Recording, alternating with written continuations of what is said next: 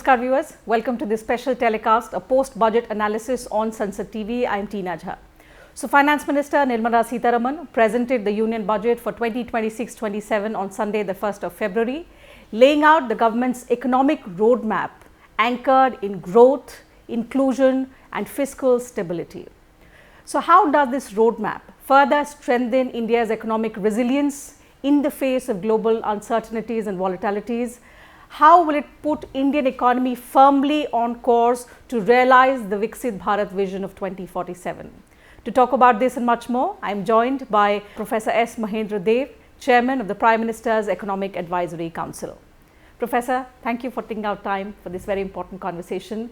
Let me begin by asking you, what is your assessment of the Union Budget that the Finance Minister said is inspired by three kartavyas: growth, capacity building and inclusion? We have entered FY27 with macro stability, growth and low inflation. So we have at global level a lot of uncertainty, and India has done a lot of things to come out of this uncertainty and improve the domestic economy.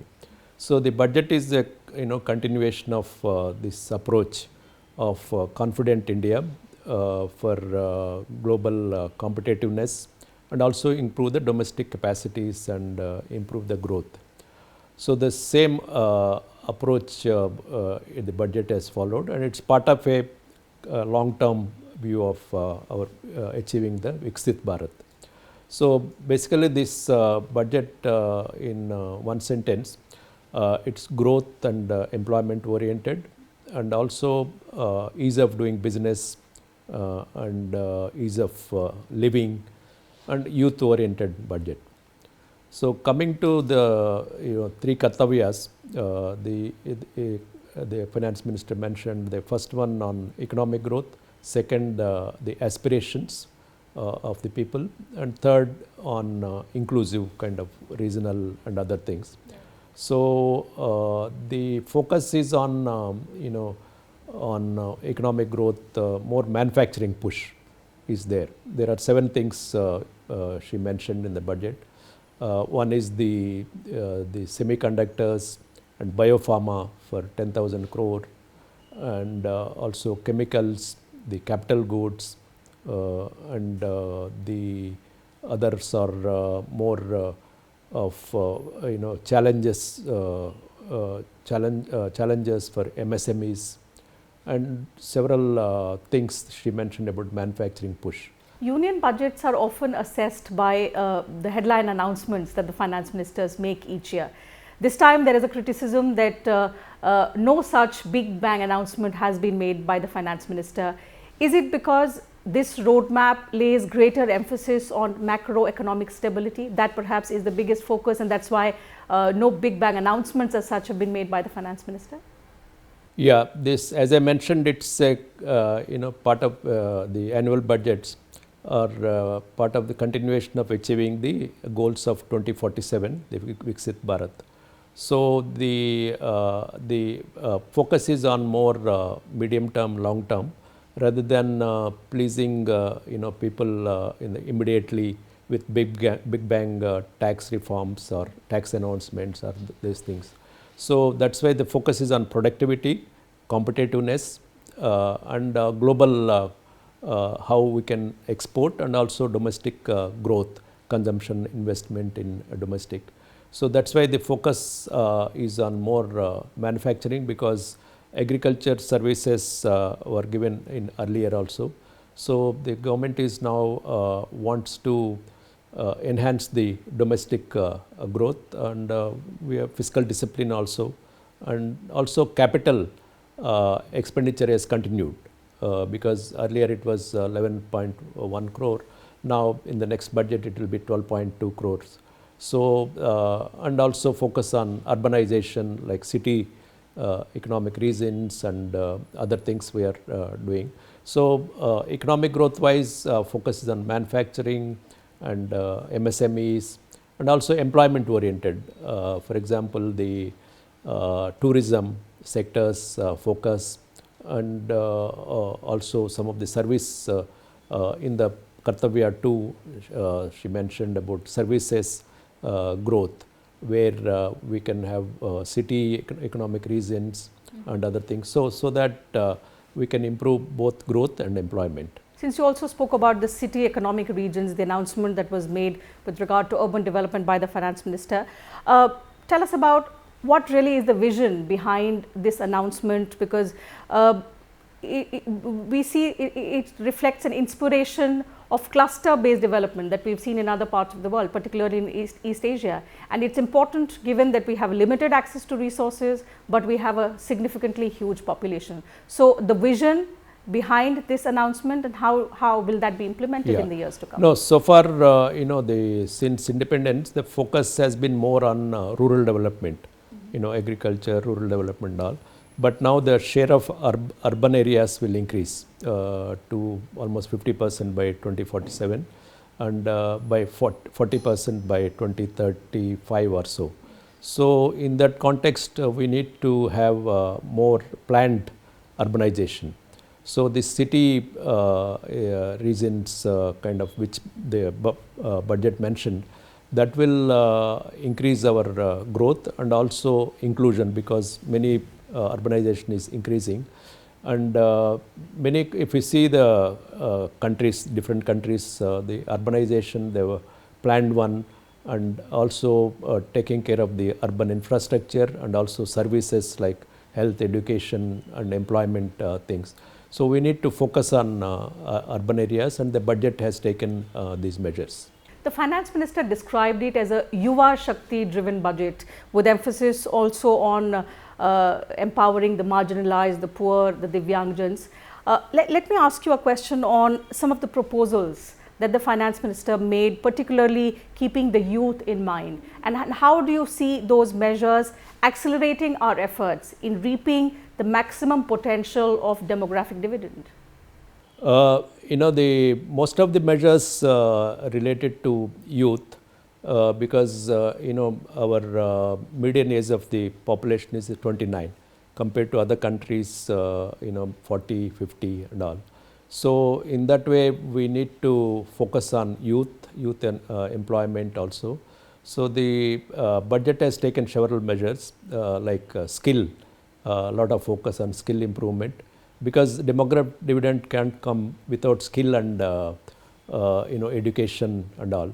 So we need to have more skilling programs, and also focus on employment, youth employment like tourism, and also on AI, technology focused, because AI we need to have more in several sectors: agriculture, the industry, manufacturing and services. So where youth can participate much more on so that their employment and growth can improve. Another policy highlight, Professor, was the announcement by the Finance Minister to form a high-level committee on banking for Viksit Bharat, which will review the sector. How significant and timely is this announcement, and how will it enable that the sector becomes more efficient, more robust in the years to come? No, banks are in good shape compared to 10 years back, where we had higher NPAs, non-performing assets, and now the balance sheets are in good shape. So now we have to move to another level in financial sector. So because the financial sector is very important for growth and employment, so now the committee will look into some of the where we can move faster the financial sector reforms, or even public sector banks, where we can be improved much further, and also finance the private sector banks and NBFCs and other financial institutions. We also see a much needed increase towards defense spending. Given the security challenges that India faces, we have a hostile neighborhood, and therefore we need to be prepared for every contingency. But also the fact that this budget was the first post-Operation Sindoor, was this kind of a focus on defense spending inevitable, according to you? Yeah, I think defense sector is very important because modernization of defense sector and indigenization of defense production is important, which proved useful in the recent conflicts. And many countries are now spending also on defense, so we should not lag behind. So the government wants to spend more on defense because our the security of the country is more important. Another aspect that I would like your views on is the fact that the Prime Minister said this budget not just strengthens our domestic capabilities, but positions us in as an important player in the global markets as well. The Finance Minister also said India must stay deeply integrated with the global markets while building domestic strength. Does this budget reflect that dual strategy according to you, something that the Finance Minister did lay stress upon? Yeah, I mean the Prime Minister has mentioned about India's approach, Atmanirbharata and Swadeshi. It doesn't mean we are going back to the import substitution policies of before 1991.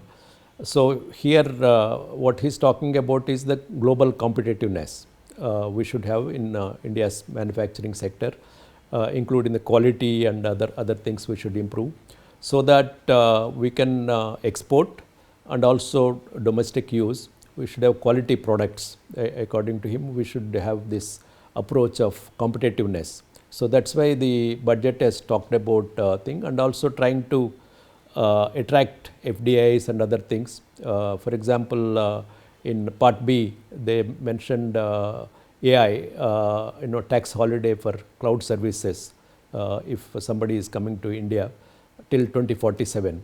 So several measures are there in the also customs reforms. In Part B, there are several customs reforms they have done, helping the safe harbor for IT services, and so these measures I think will improve these measures, and also FTAs will improve the India's trade and exports and competitiveness. Professor, based on how India has shown resilience in the face of adversities, so we've been seeing shock after shock since 2020. First the COVID pandemic happened, then there was disruption to the global supply chains, there have been conflicts in parts of the world, and to add to it have been the tariffs which have impacted some of our sectors. How do you see this budget in that scenario? The fact that it strengthens economic resilience, but at the same time, how do you see it moving India from just being the fastest growing major economy to also becoming a more globally influential economy?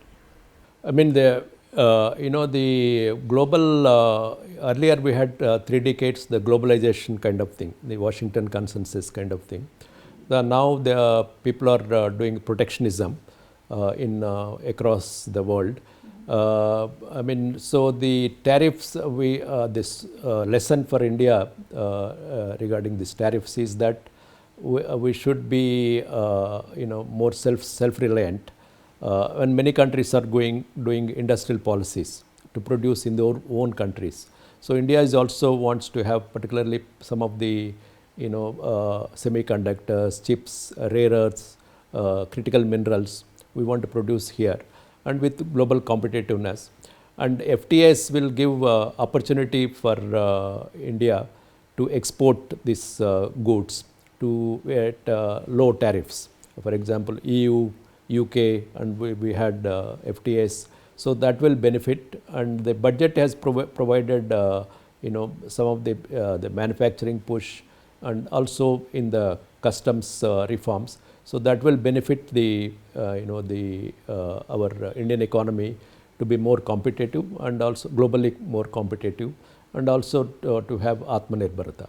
As we wrap up the conversation, Professor, there have been a series of reforms, but one that perhaps stood out the most for you, which hasn't garnered as much headline, but which you see and which other economists and policymakers see as the biggest one, which will have a long-term impact on India's growth trajectory, especially taking us closer to our 2047 vision.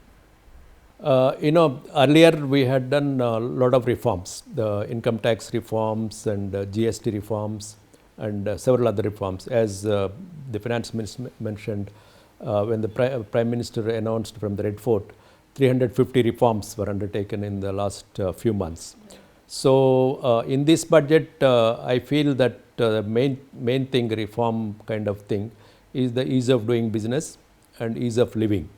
If you see across part A and part B of her speech, you can see everywhere ease of doing business, manufacturing, services, agriculture, and also technology and youth related things.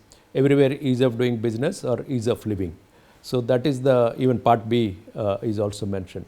So that is the main takeaway according to me. Thank you, Professor, for taking out time and speaking to us, explaining to us why some of these reforms announced in the budget 2026-27 are so important. I'm sure the viewers are going to understand that even though these do not make for headline stories, but these are significant given the roadmap that it lays out for India's long-term growth trajectory. Thank you once again for speaking to Sansad TV. That's it, viewers, on this telecast. Thank you for your time as well.